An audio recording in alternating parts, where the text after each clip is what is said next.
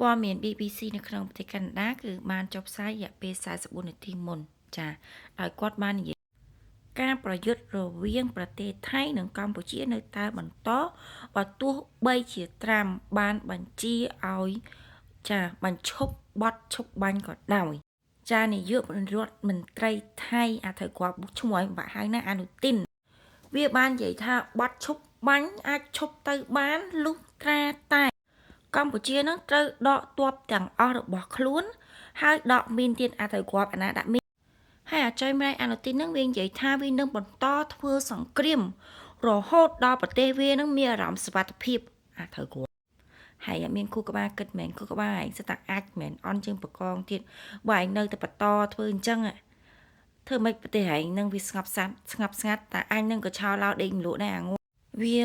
នឹងធ្វើរហូតតវានឹងលែងមានអារម្មណ៍ថាមានគ្រោះថ្នាក់ហើយ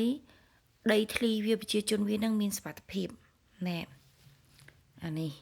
វាយកអីមកគិតហើយដែលវាបាញ់ប្លង់ពេញមួយយប់អ្នកទាំងអស់គ្នាគឺវាចង់បាន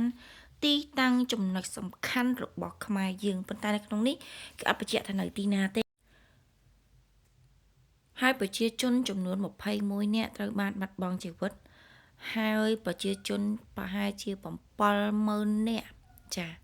ត្រូវបានជម្លៀសចេញ